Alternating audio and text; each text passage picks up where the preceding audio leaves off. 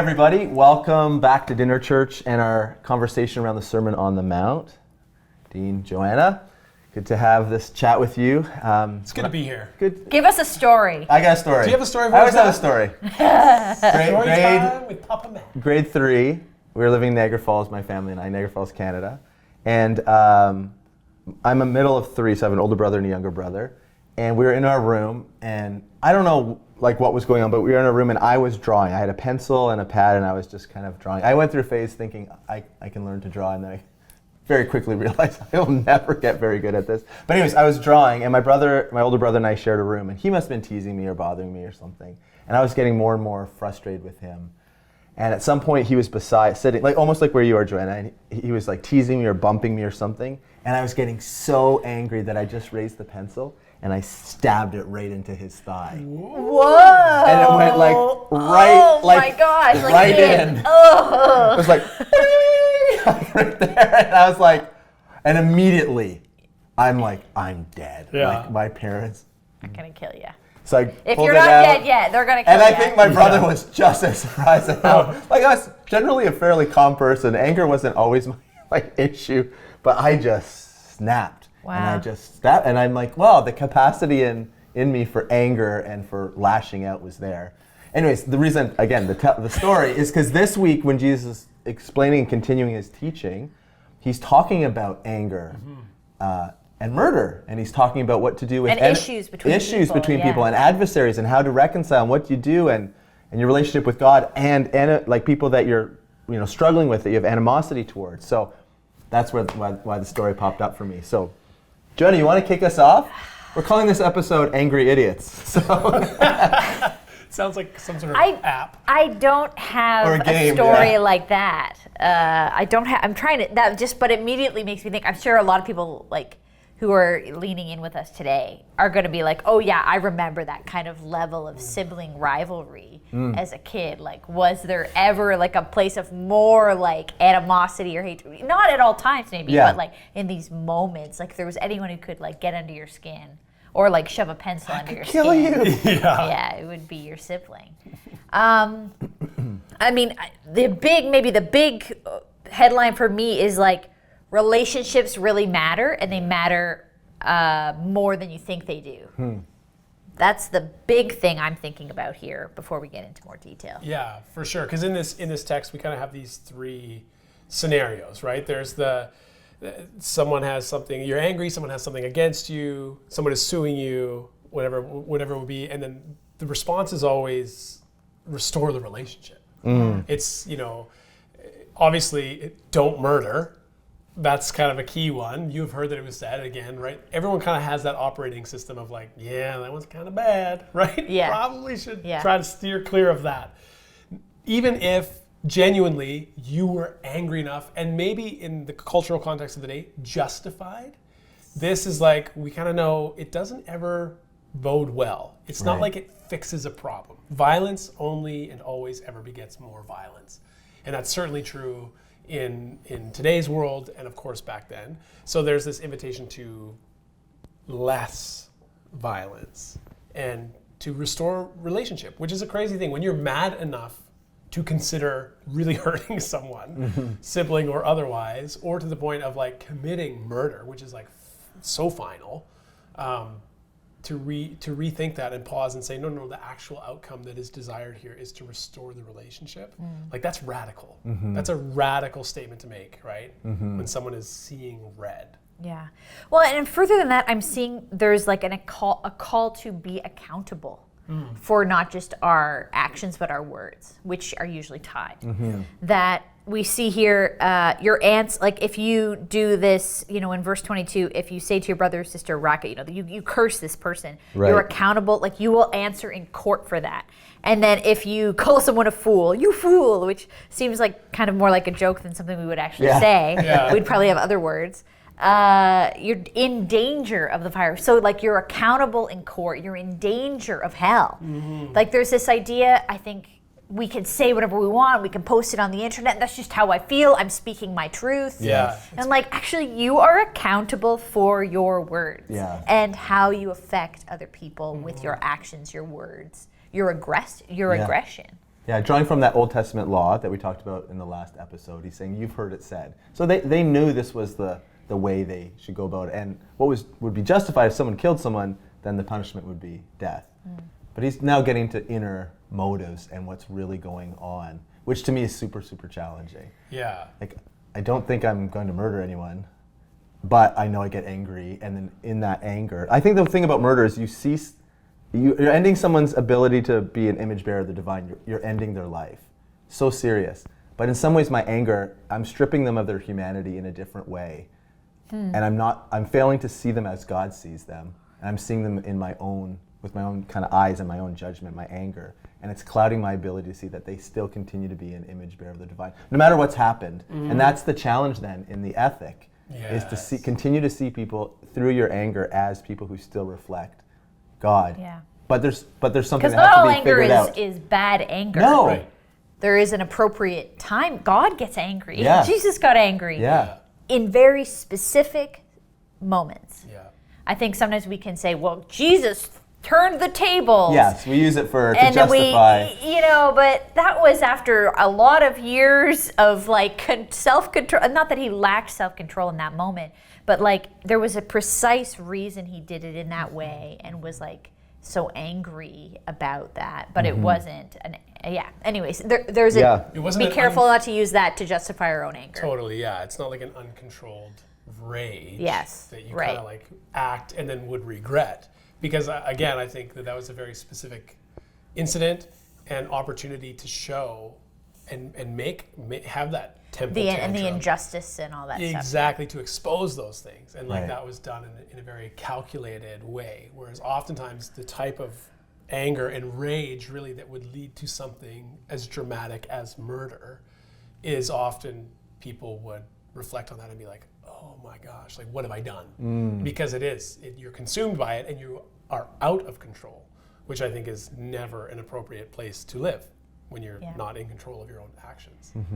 The one thing that I really love about this too is that Jesus, again, like cutting through what the rule is and what the law is and moving more towards the heart, like what you said, Matt.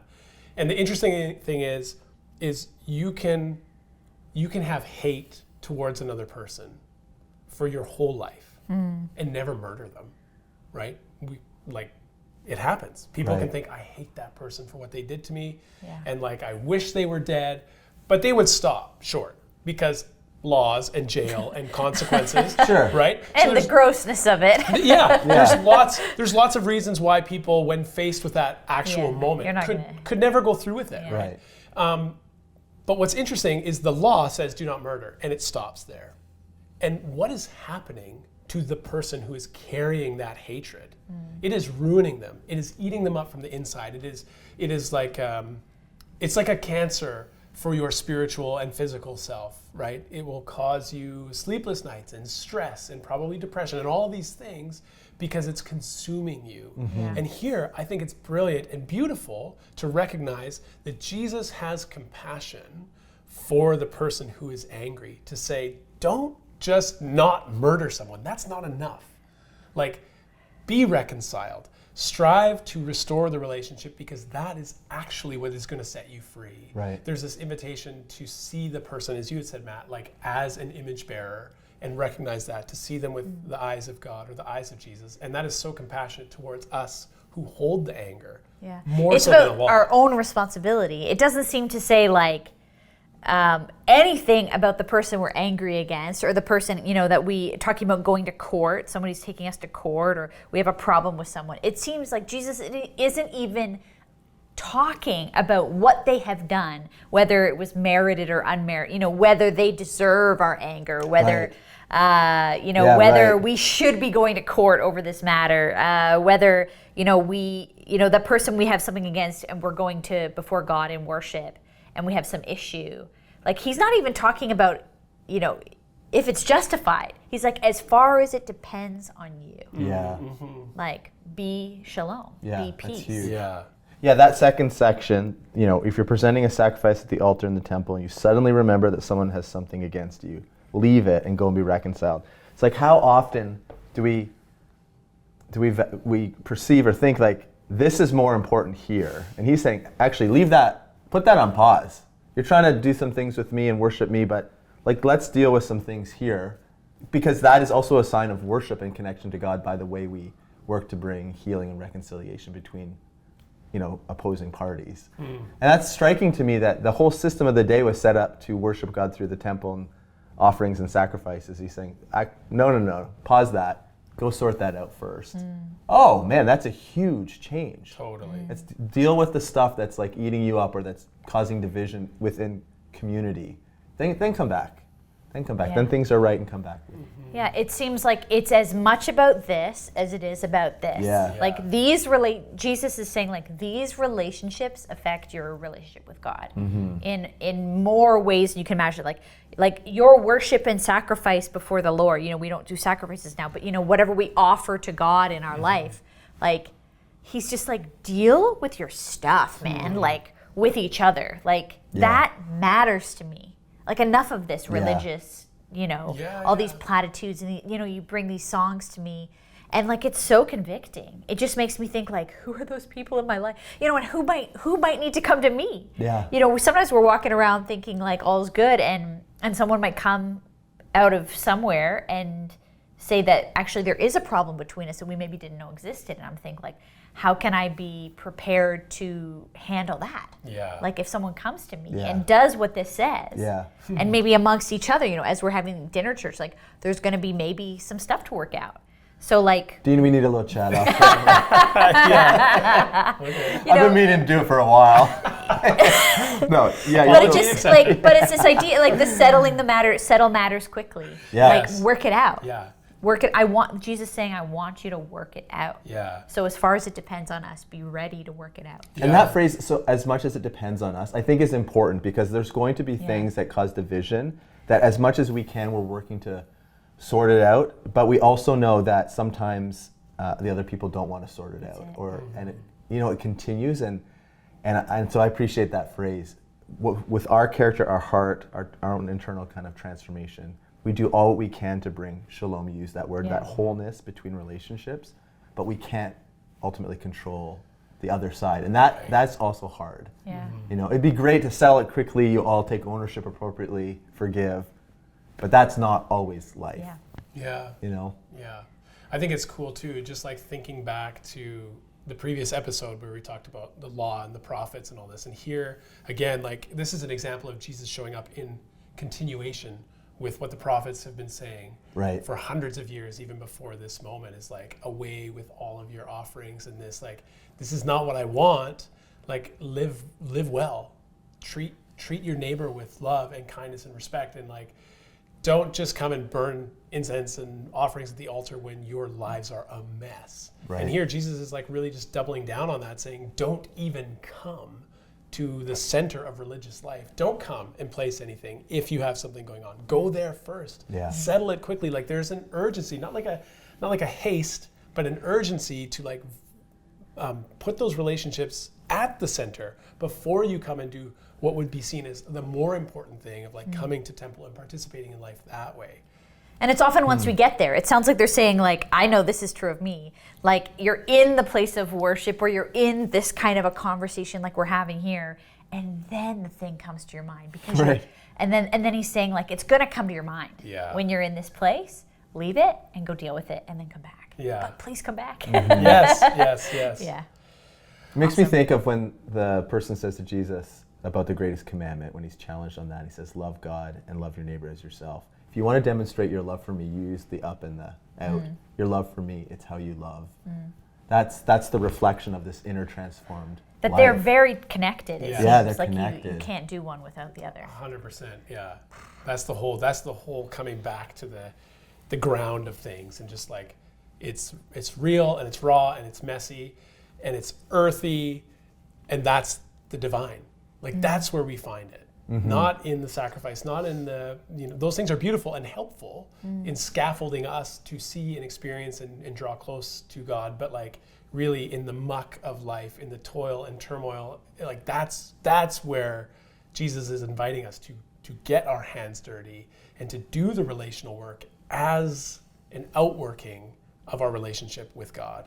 It's amazing. That's the challenge.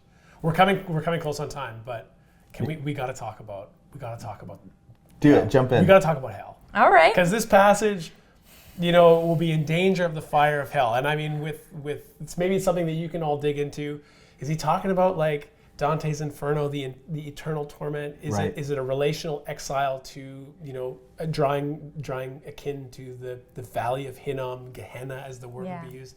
What do we think? What Is it the town dump? Yeah, Where everything right? lit on fire? Exactly, Yeah. where it's like this is the epitome of kind of the exile through relationships from others and from God. What do we think? I don't know. I can't let it go. Okay, yeah, yeah. Well, I wonder. Yeah.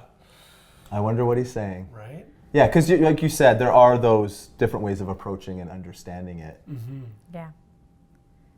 Maybe it's something that we just talk about around the table. Maybe we just toss that to you, and then We're going to just toss. can I just say this? It's important conversation, and I think we Yes. should have it. And it will, like those things come up. I think because of what we're talking about, though, and we often don't talk about application because we want our dinner churches to work that out. Yeah. But I would love to just say that as we're having this, it's just sparking for me that I don't know what that looks like for you to have those tough conversations to work towards reconciliation Yeah. and listening and forgiveness. So after you talk about hell and figure that out, you let us know. Please. But then I know we're joking about, but that distance that can come between people and that anger or mistrust and the ways it all festers, like that really breaks down relationships and community.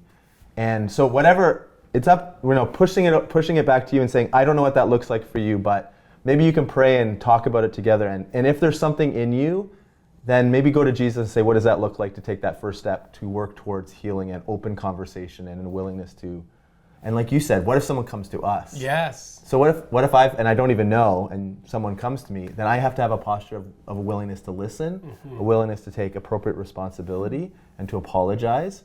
And that's a marker of like Jesus transforming us when we're willing to initiate conversations and also receive them well without anger boiling up that someone would then, how dare you say that? Yes. Yes. So I'm not trying to cut you off. I just know we're tight on time, and that feels like that's a bit of the heartbeat of what we're trying For to sure. Yeah. unlock here. What we you think know?